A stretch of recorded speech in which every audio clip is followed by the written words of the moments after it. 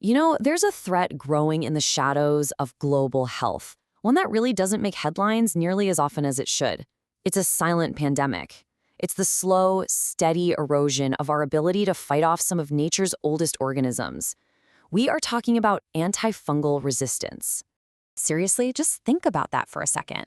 Fungal infections can be absolutely devastating, and for the most vulnerable people among us, they're truly life-threatening. The drugs we use to treat them, that's our last line of defense. But that defense, it's crumbling. And to understand why and what we can do about it, we've got to look a little closer. All right, so first up, let's break down what we're actually up against. Fungi aren't just some minor nuisance. Nope, they are a formidable, ancient opponent. And treating the diseases they cause, well, that presents a uniquely difficult challenge for modern medicine. To really get a sense of the scale here, just look at this number. Over 6.5 million people are hit with invasive fungal diseases every single year. And even with treatments that work, these diseases have shockingly high mortality rates. This is our starting point, before we even begin to factor in the growing problem of resistance. And look, we're not just fighting one bad guy here. We're facing a whole rogues gallery of pathogens. You've got threats like Candida auris, this multi-drug-resistant super yeast that causes these insane, hard-to-control outbreaks in hospitals. Then there's Aspergillus fumigatus. When it becomes resistant to our main drugs, a patient's chance of survival plummets by a staggering 21%. And it's not just the deadly stuff. Even common skin fungi like Trichophyton are becoming resistant and spreading all over the globe. Okay, so the big question is, why can't we just whip up some new drugs? Well, the answer comes down to a really fundamental biological problem. See, bacteria are pretty simple cells, very different from our own. That gives us lots of unique targets to attack with drugs. But fungi?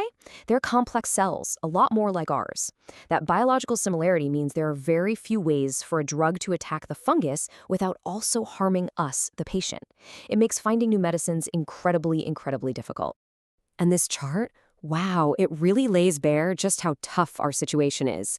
Just look at the difference in our arsenal. On the left, we have more than 15 classes of antibiotics to fight bacteria. For fungi, that tiny little bar in the middle shows we have just 3. And what if you need a pill you can take at home, an oral medication? We are relying on just one class, the azoles. And that is the very class where resistance is exploding. So that begs the question, right? Where is all this resistance actually coming from? It's not just popping up randomly in hospitals. The source is much, much bigger than that. And it's basically hiding in plain sight. We've got to look beyond the hospital walls for this one. If these superfungi aren't just learning how to be resistant inside of a patient, we have to ask, where is their main training ground? Where are they figuring out how to defeat our best medicines before they even get to us? And the answer? Well, it's been all around us this whole time. It's in the soil, on the crops we grow, and it's woven into our entire food supply chain. The source of this massive medical crisis is, believe it or not, largely in agriculture. To really connect the dots here, you have to understand this absolutely crucial concept called One Health. This isn't just a trendy buzzword. It's a massive shift in how we have to think about health. It's this simple but profound idea that you just can't separate the health of people from the health of animals, plants, and the environment we all share. Antifungal resistance is a perfect and honestly terrifying example of this in action. Let me walk you through how this vicious cycle actually plays out. It starts on the farm. Azole fungicides, which, by the way, are almost identical to our medical drugs, are sprayed all over crops. Out in the environment, this kills off the easy-to-kill fungi, but the naturally resistant ones. They survive and they thrive. Next, we breathe in the spores of these now dominant pre-trained resistant fungi. And finally, if one of us gets sick, the very same azole drugs our doctors prescribe are now useless. Agriculture has accidentally created a training camp to defeat our own medicines. Okay, I know that sounds incredibly bleak. It's a huge, complicated problem. But here's the good news. We are not helpless. The world's top experts in mycology have come together, and they have created a clear, actionable plan to fight back. And let me be clear, this isn't just some academic wish list. This is a united front. Experts from all the major global health organizations have signed on to a single, powerful call to action. They've handed us the blueprint. And that blueprint is built on 5 key pillars, and they all connect. It kicks off with awareness and education for everyone from doctors to farmers. Next is surveillance and research, building good systems to track where resistance is popping up. Then prevention and control, basically improving how we handle infections in vulnerable places like hospitals. Fourth is optimized use or stewardship, which is really just a fancy way of saying we need to use these precious antifungals wisely in both medicine and agriculture. And finally, number 5, investment in an innovation to drive the discovery of the new drugs and diagnostic tools we desperately need. So what does this actually look like in the real world? Well, these pillars translate into some very specific actions.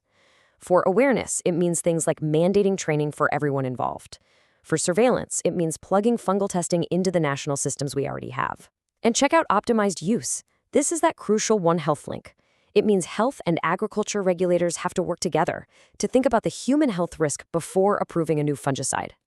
And finally, investment means putting money into creating fast, cheap diagnostic tools and getting new drugs to the people who need them. So, the path forward is laid out for us. It's clear, but it's going to take real commitment and collaboration across sectors that, frankly, have rarely talked to each other. And we have absolutely no time to waste. The clock is ticking on the drugs we have left. I really want this quote from the experts to sink in because it says it all. Acting now will literally save lives. It's going to protect the very few drugs we have left, and it will stop us from making the exact same costly mistakes with fungi that got us into the mess we're in with antibiotic-resistant bacteria. So at the end of the day, it really all boils down to this. We understand the science, we know the threat, and the solution has been mapped out by a global consensus of experts. The only question that remains is whether we, as the global community, will have the will to listen and to act before it's too late. Thanks for tuning in.